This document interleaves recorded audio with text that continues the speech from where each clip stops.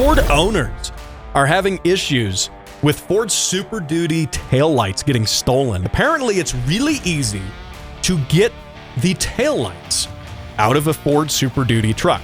Apparently, it's really easy. It takes a matter of seconds practically for a well-versed thief to do it. Now, the crazy thing is they cost $2,700 each. That's a piece. That's insane. Why is a taillight $2,700? Oh, okay, yeah, it's got the, it's got the blind spot monitor radar built into it. It's got these other things. Part of this is why I don't like all this modern tech in trucks or cars in general. It's making everything stupid expensive. Can you imagine spending $2,700 on taillights? I don't know, man. From Olympic City and the home of Pikes Peak, this is the Automotive ADHD Show with Matt West.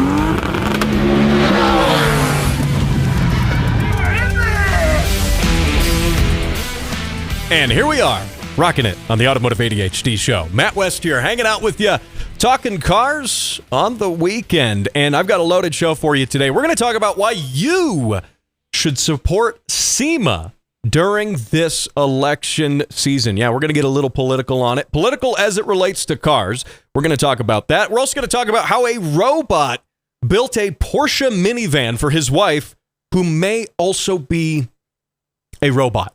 So we're going to figure out if they really are robots and maybe talk about a Porsche that's also a minivan. So we're going to get to that. And I'll give you some new buying information. If you're buying a new truck in 2024, we're going to talk about what are your cheapest options. I know, new trucks are getting expensive. You can easily spend $100,000 on a new truck, and we're going to talk about why you shouldn't, and some trucks that also don't cost $100,000.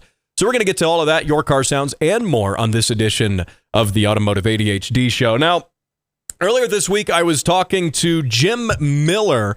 He swung by the radio studio, and he did something interesting, which is, by the way, for one, you may not have known that Jim ran for mayor here in Colorado Springs. He lost, but he did run for mayor. But he decided to go have a meeting with the current mayor, Mayor Yemi Mobolade, who is the mayor of Colorado Springs. And he went there specifically to have a meeting with the mayor. He had a few topics on his agenda, but one of them was cars. And I got to love Jim for doing this, because we always complain as car guys, car hobbyists, that it's like the city comes after us all the time for all sorts of stuff that really doesn't matter and isn't even bothering our neighbors or any of that. Now, some of it can get excessive. There are issues in that case, but Jim went to the mayor to ask him about some city code issues relating to the fact that here in Colorado Springs, you cannot park a unlicensed vehicle. You might be thinking, on the road in front of your house, because that makes sense. No, you can't park an unlicensed vehicle, unregistered, in your own driveway or on your own property at all, for that matter of fact. And that's, you could say, well, yeah, that's to prevent people from turning their houses into junkyards and stuff like that. But it's really, it becomes a burden on car enthusiasts who maybe have a project car or a car they just don't wish to have registered right now. Maybe they've got a track car, whatever. And technically, yeah, it's a code violation. And Jim went to the mayor to say, hey, what's going on with this? You're telling me that I can't park my private property on my private property. So we're going to hear from Jim about that next week. He's going to come on the show a week from today to discuss his entire meeting. He just met with the mayor, so he's going to kind of discuss all of that. We're going to hear from him. Of course, Jim Miller is sort of the honorary co-host of this show. I don't always have a co-host, but when I do, it's Jim Miller. And so he's going to talk about that. And it's going to be interesting to see what the mayor's take is on this issue. And yeah, you might say, yeah, there's bigger issues we got going on in our city and in where we live. And yeah, sure, there are definitely bigger issues, which is also why one might ask, why is the city coming after people for this specific thing when there are bigger issues at hand? Makes you wonder. So we're gonna hear about that later on the show. That's next week. Again, Jim Miller on this show, right here on this radio station that you're listening to it on, or perhaps on the podcast. Lots of folks catch this podcast throughout the week. So yeah, that's going to be something to look forward to. So Another thing here. Last week was my birthday, and I want to share a cool tool that I got for my birthday, but I'll give you some context behind it first, which is that the weather here is changing. It's getting colder. You may have noticed if you're listening here in the Colorado area, and it is definitely getting colder. Fall is feeling like closer to winter, and trust me, there's going to be snow on the ground sooner or later. It's not a matter of if, it's a matter of when. And so I had some deferred maintenance on my Tacoma, which is my daily driver, and this will tie into my discussion later on too about cheap new trucks. But I had an issue with the blower motor. The blower motor stopped working on any other setting than high, full blast, which is fine. At least it's working. But I'd like to be able to, modulate that a little bit. And so I started doing some diagnostic work on it. And I traced the problem to this blower motor resistor. This sits in line essentially in the air vent coming into the blower motor because this thing gets hot, needs to be cooled. And if you're watching on the video, YouTube and Rumble, you can see this here. I'm holding it, but I say resistor. This is a big thing. I mean, it's a couple inches across by another couple inches, I would say. And this is responsible for giving you that variable fan speed. Now, when I talked to OBD1 Kenobi about this, he scoffed. He even balked at the fact that, wait, you mean Toyota, who can do no wrong, is still using resistors to control their blower motors, and they're not doing it with pulse width modulation? And I was like, yes, Brian, they're not doing it with pulse width modulation. They're doing it old school because it works, and it doesn't have any computers that can control it, so it can't fail, in theory.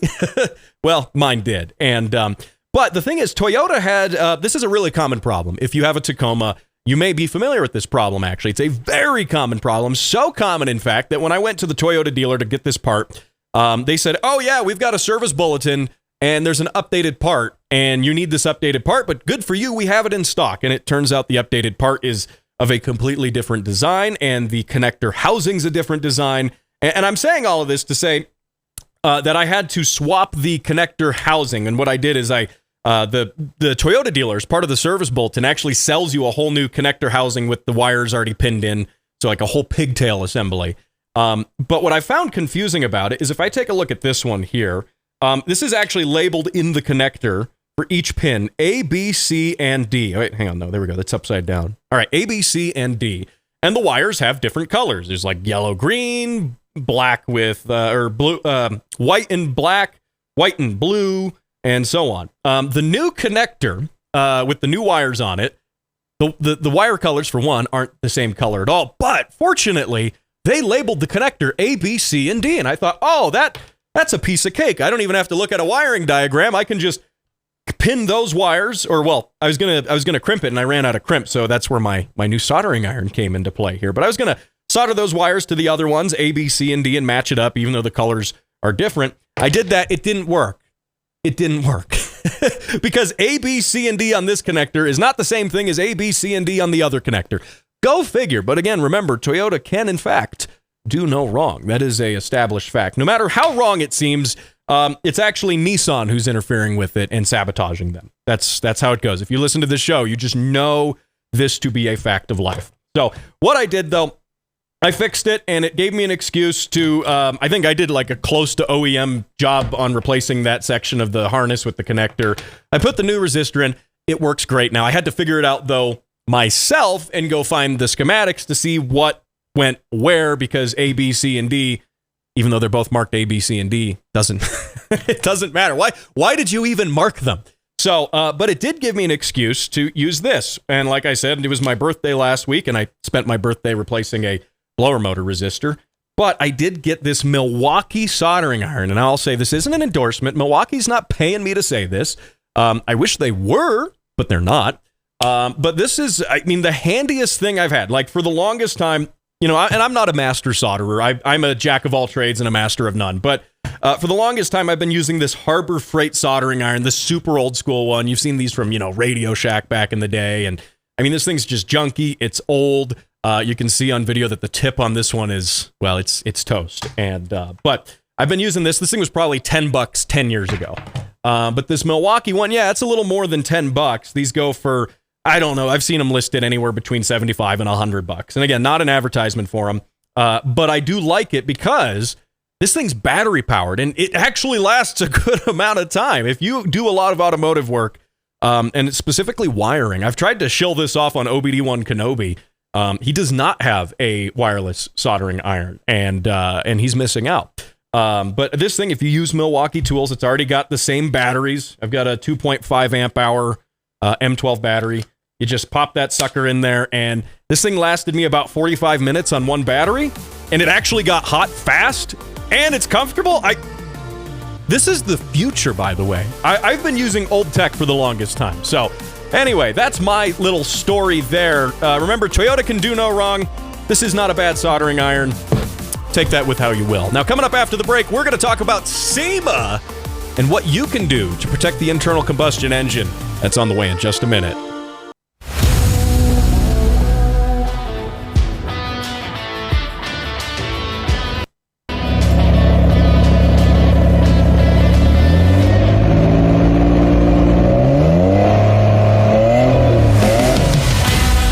All right. Hey, remember to send your car sounds into the show, Facebook.com/Automotive ADHD. Matt West here, hanging out with you, talking cars. It is the Automotive ADHD show, heard around the radio all across southern Colorado. A number of amazing radio stations that you can hear this show on, as well as podcasts, too. It's online, audio, Spotify, Apple, as well as YouTube and Rumble on video. Yes, you can look at my face while I'm talking, which is probably going to encourage nobody to go check out the video. But there's other things, too. You can see the garage studio here. It's wonderful through the magic of technology.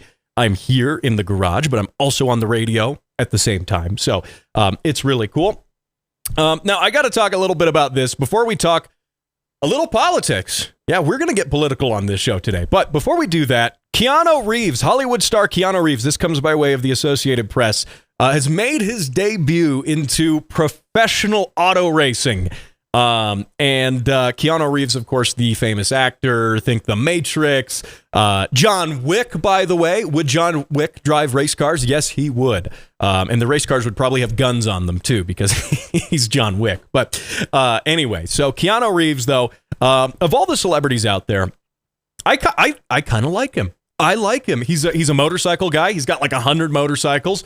He loves motorsports, and he entered a race here at the Indianapolis Motor Speedway. Now, this is not like, Indy cars or whatever. This is the Toyota GR Cup. So Toyota has their performance racing division, GR. Gazoo Racing is what it stands for.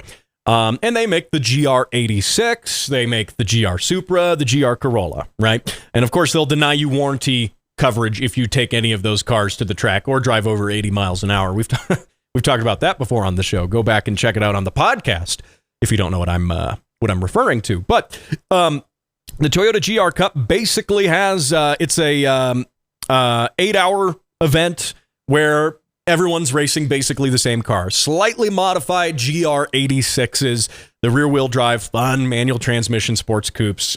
These have some extra add-ons to be race safe, roll cage, fire suppression, things like that. But otherwise, these are pretty stock cars that you could just go to the dealership and buy. And I respect that. I really like that, in fact. I love the idea. Race on Sunday, sell on Monday. I love that idea. Toyota's doing that. So, but Keanu Reeves, this is why the AP is reporting this. Quote, I'll read the headline.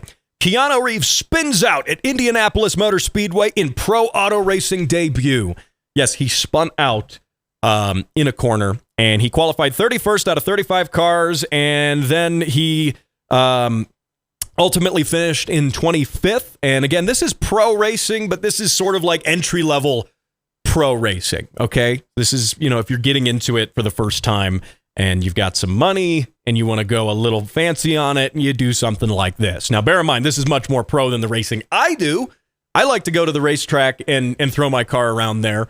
But this is maybe a step up from grassroots racing, the stuff that I do, and a step into the pro direction, but it's not like NASCAR. It's not IndyCar or anything like that. But having said that, it's great that he's racing. It's good that he's doing all of that. Now, AP says Reeves spun into the grass without a collision on the exit of turn 9 a little more than halfway through the 45-minute race. It was an 8-hour event. The race itself was 45 minutes. And then he re-entered the track and continued driving.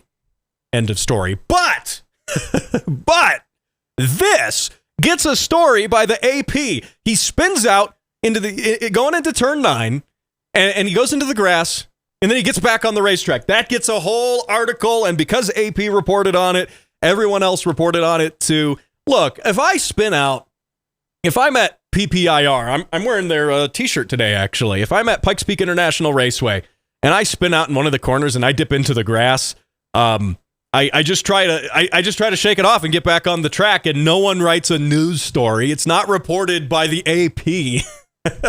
If anything, I spin out into the grass and I get some dirt flung into the car, and now I've got a mess to clean up after the fact. That's what happens. Yeah, that's exactly what happens. But no, the AP, I guess, I mean, granted, I guess I'm not Keanu Reeves, because the AP's not reporting on me when I frequently spin out on the track.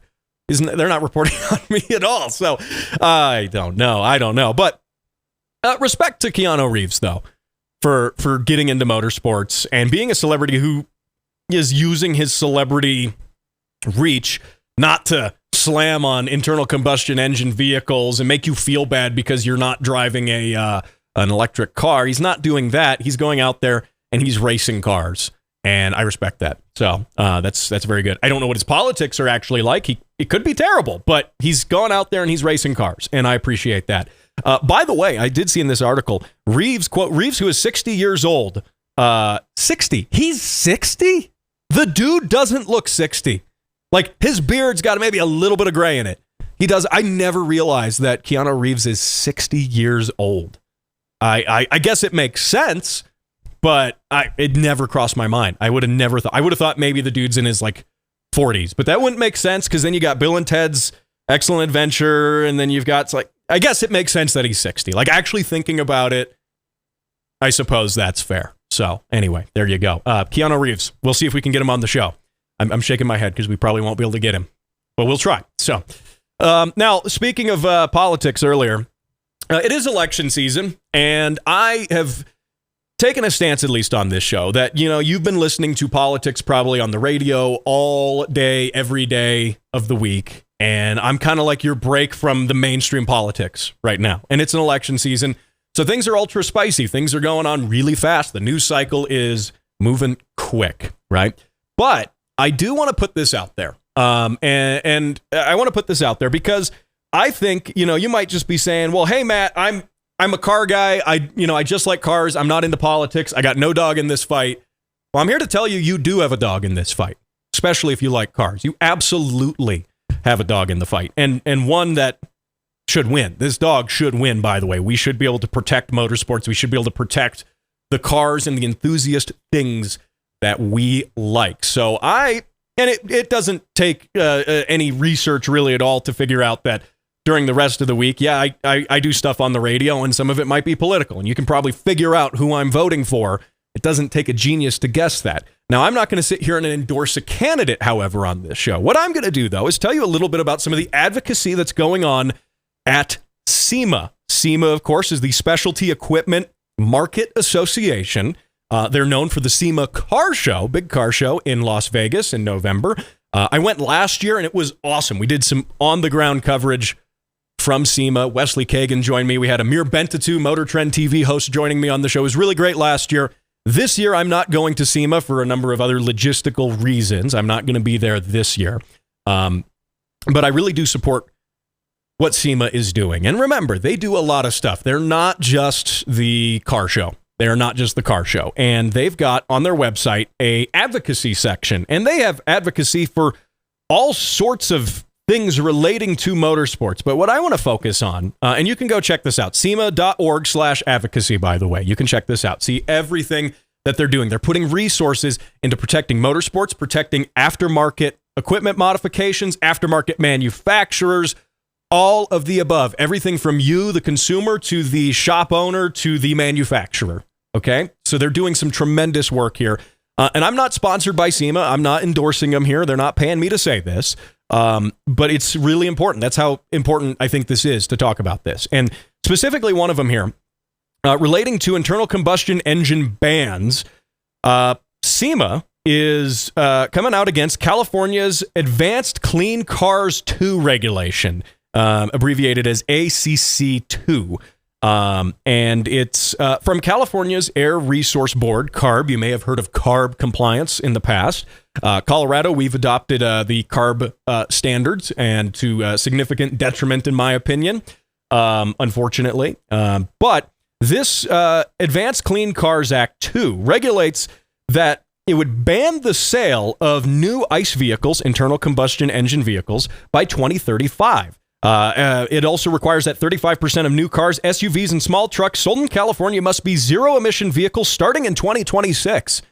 That's like, that's literally less than, we're almost done with 2024. We only got a couple months left in 2024, so that's really a little over a year away. It's for one, everything must be zero emissions starting in 2026. So a year away. You're going to get everything new to be zero emissions in a year. Yeah, likely story here. But 17 states, by the way, have adopted California standards. Colorado, again, we are one of them, unfortunately. And this isn't a thing to say that, oh, I hate the environment. No, I love the environment. There's lots of great ways to protect the environment, but singling out cars is perhaps not the best way to start doing that. And also, like motorsports and stuff. Motorsports make such a small impact on emissions compared to, say, all the cars in India, for example, or China, any of these huge countries. Oh, yeah, me ripping a car around the track is really making a big dent on that. Sure. But here's where we get a little political with this, though, is SEMA has come out in opposition to the Advanced Clean Cars 2 regulation. They've come out against this. Now, why does this matter? I'm not in California. You're maybe not in California. I do know I have listeners on the podcast in California, but this matters because California tends to dictate the way the rest of the country goes. Again, look at Colorado. We just flat out adopted California's standards. And also, manufacturers don't really like spending money, spending resources to make a California version of a car and a everybody else version of a car. If they want to save money, they're going to make one version for everybody. And that usually ends up being the stricter requirement. That usually ends up being California. So California has a massive sway in this nationally, which really, by the way, it shouldn't be that way, but they do. And SEMA is opposing this for a number of reasons. They say that, for one, implementing ICE vehicle bans puts too many Americans out of work. They say manufacturing electric vehicles requires approximately 40% less labor than battery vehicles. So that's one point there. They also say that, and I'll read off here, the EPA's proposed multi-point standards and California's ACC2 regulation fly in the face of consumers having the freedom to purchase the vehicles that best suit their personal needs and the needs of their families. They go on to say the Pew Research Center found that 6 out of 10 Americans, 59%, oppose phasing out the production of new gas-powered vehicles by 2035. So, now, by the way, there are a number of states right now that have bills in effect, well, not in effect, but that are being voted on. If you're watching on video, I know I'm running out of time in this segment, but take a look at the video. Bunch of states have things, not Colorado, unfortunately, to protect the internal combustion engine. So go to SEMA's website, go to the advocacy tab, and check out and see if you are in one of these states. And if you are, let your legislators know how you feel about this and support the bills that protect internal combustion. Don't go anywhere. We're going to be back right here in just a minute. He's the nut behind the wheel and behind the mic. This is Automotive ADHD with Matt West. Yes, it is. You've tuned into the correct car show. Not that there's many to choose from, but I assure you this is the correct one here. And before we talk about how Mark Zuckerberg has invented a Porsche minivan. I gotta tell you about this first. This is probably the nicest 1991 Geo Metro ever in existence, and this comes by way of Nico Damadia from The Drive. And I can't believe, looking at this here, that somebody actually saved one of these. This is a 33-year-old Geo, and it is currently for sale. And the dealer is asking only $9,995, which is probably the most anyone's paid for a Geo Metro in about 33 years. And if you're watching on video, here we go. Let's see if we can make some technology work. Oh, wow, look at that. So you can actually see it on video now, too. But for those of you listening on radio, if you want to take a look at this, and you look right here. Yes, I know I'm pointing. You have to use your imagination on the radio. But this is a red Geo Metro. It's a convertible. It is a drop top. And it's a bright, gorgeous red here. I actually really like this. It's got some nice wheels. Looks like alloy wheels on it. This would have been a not a bad car in 1991. I mean, would it have been fast? No, not at all. But it is kind of neat. And I just can't believe looking at this, and I'm clicking through the pictures here for you on the video, but I cannot believe that somebody actually saved one of these. And it is in incredibly good condition, which, by the way, $9,995 is its original MSRP when it was new. So when you actually think about it, this is a good deal because of that inflation. And hear me out.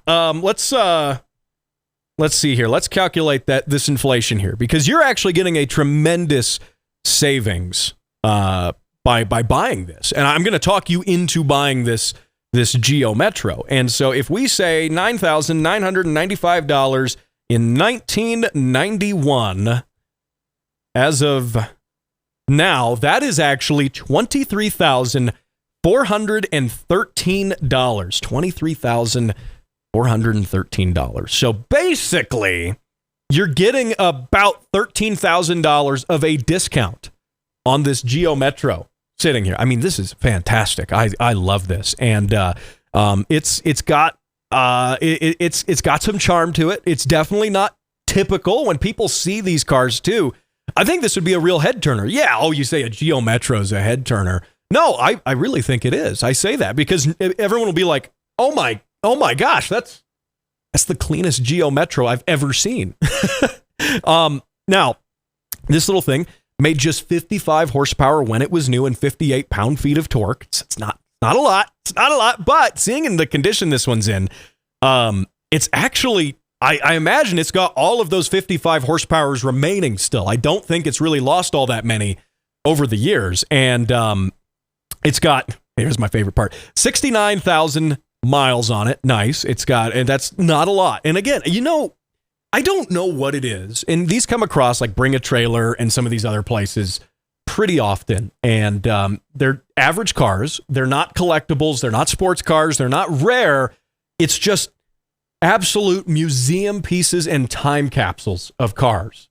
And I think that's really cool. I think there's something commendable about that, at least in moderation, because I'm the kind of guy who says, you know what, the car's meant to be driven, go drive it, go use it as it's intended, and you will enjoy it more than it just sitting here in a showroom. And, I think if 1% of cars are showroom museum kept like this, that's not all that bad, because we can look back on these and say, man, A, that's in great shape, but B, it reminds you how they built cars differently. Not saying the Geo Metro is some, they don't make them like they used to.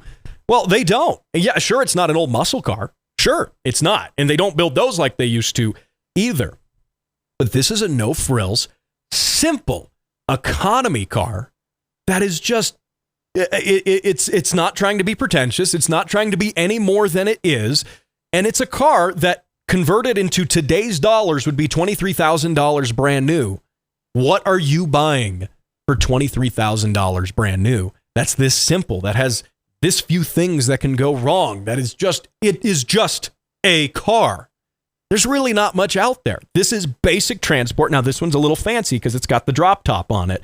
But I think it's interesting to see these cars like that. So would you spend $9,000 on it? I absolutely would. And I would encourage you to do so as well. And you should go buy this car. Is that an endorsement for it? I don't know, but it's a cool car. And whoever gets this is going to have the cleanest Geo Metro perhaps on the earth for the conceivable future. So I think that's outstanding. So now I want to talk a little bit about a robot, perhaps. I think he's a robot, at least. I think all credible evidence does suggest that he is, in fact, a robot. And his wife might be one as well. But this robot, I'm talking about Mark Zuckerberg, by the way, founder of Facebook. He decided to get his wife something interesting. And he basically complained that the car that his wife, Priscilla, wanted was a minivan. But she also wanted a Porsche Cayenne Turbo. But she wants a minivan, but she wants a Porsche Cayenne Turbo. Now, you might be sitting there saying, well, Porsche doesn't make a minivan. The Cayenne Turbo GT, I should say, is a SUV. Yeah, it is an SUV. It's a Porsche family SUV. I think it's perfect, honestly, if you have a family and you want a Porsche. But it's not a minivan. It doesn't have the sliding doors. So he comes along and says, well, I'm the founder of Facebook and I have a lot of money. So I'm going to go to the West Coast Customs guys. It's from do you remember the TV show? It was like MTV a long time ago now, the early 2000s, called Pimp My Ride. And they would take cars and do all sorts of crazy modifications to them and then give them back to the owners, surprise them. Oh, your Toyota Corolla now has 62 plasma TVs in it. It weighs 9,000 pounds and it has a fish tank. How about that? Yeah, these are those same guys, but they didn't actually do that to this Porsche Cayenne Turbo GT. They actually did a fairly conservative job with it. And I'll show you some pictures here on the video, YouTube and Rumble. Oh, that's still the Geo Metro. Hey, look at that. That is right there, a minivan. It's stretched. So the wheelbase has been elongated. The whole car's been stretched out. And if we click over to this next video here, there he is. Probably a robot, Mark Zuckerberg, and possibly robot wife, Priscilla, standing there. Now, I do commend Mark Zuckerberg for having some decent taste in cars. He's got a Porsche there for himself as well. And it is not a minivan. It is just a regular Porsche. That is a manual GT3 Touring, by the way, that he is sitting on there. And so he's got one and she's got one. Good. You know what? For all the things I could say about celebrities, which I guess I've talked a lot about celebrities in this show. For all I can say about that, and Facebook, there's a lot of people who don't like Mark Zuckerberg. And honestly, I'm probably one of them.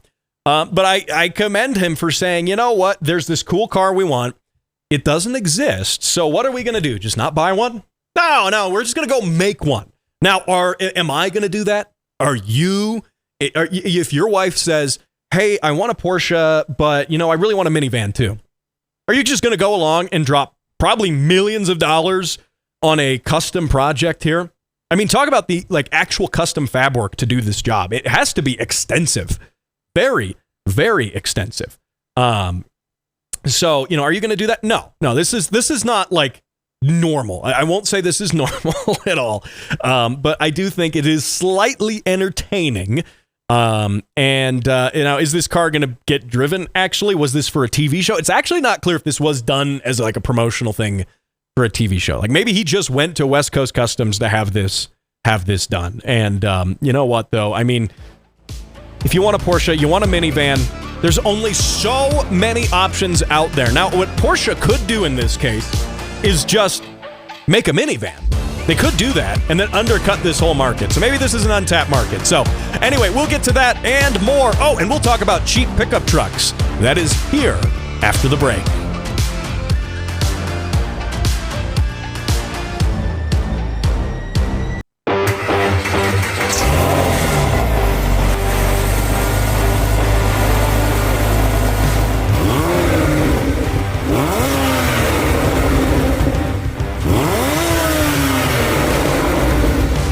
Right. Hey, send those car sounds into the show. Facebook.com/Automotive ADHD. I am Matt West. You are listening to the Automotive ADHD show. Appreciate you joining me here. If you're joining me on the radio or if you're joining me on the podcast. Of course, we're all across southern Colorado, from the Wet Mountain Valley to Canyon City to Colorado Springs and beyond. But maybe you're listening online, Spotify, iTunes, or maybe even video, YouTube and Rumble, wherever fine shows and, mine are downloaded.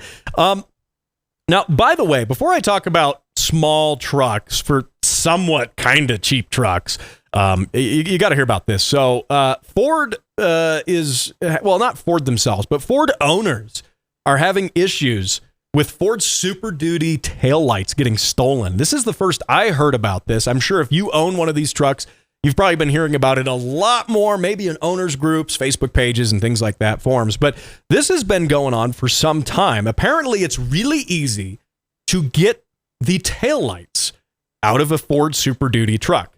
Apparently, it's really easy. It takes a matter of seconds practically for a well-versed thief to do it. Now, the crazy thing is they cost $2,700 each. That's a piece. That's insane. Why is a taillight $2,700? Oh, okay, yeah, it's got the, it's got the blind spot monitor radar built into it. It's got these other things.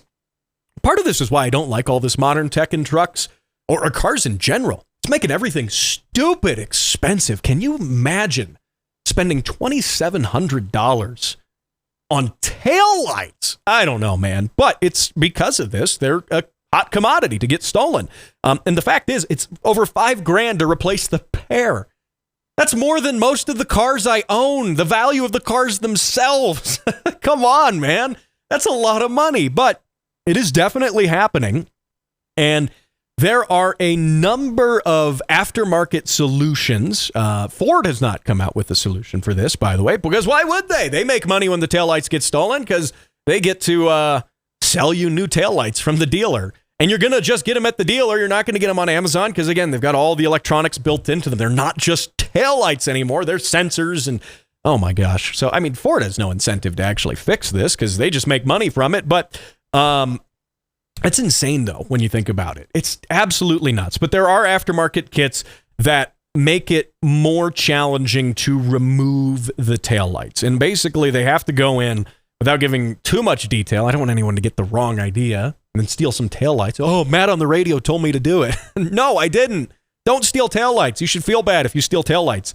Also, you should probably be locked up for a while, too, if you steal taillights. But basically, they're taking they're able to get access to it from the back by the tailgate and pop that tailgate down and then go in and unbolt these taillights in a matter of seconds, basically. And so all these aftermarket solutions basically involve putting brackets around bolts and things, making it so you can't get in. I don't even think they have to necessarily drop the tailgate because you could say, well, I'll just lock my tailgate and my taillights are safe. No, they can actually like squeeze a tool in and pop these out without having to take the tailgate down. So it's more of a PSA for you.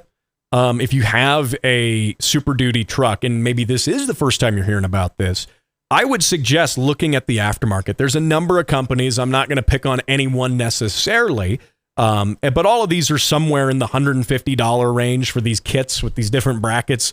I mean, $150 is not a lot to pay peace of mind wise when it comes to a set of taillights that are worth $5,000. What are we doing again in a world where pickup truck taillights are $5,000? What are we doing?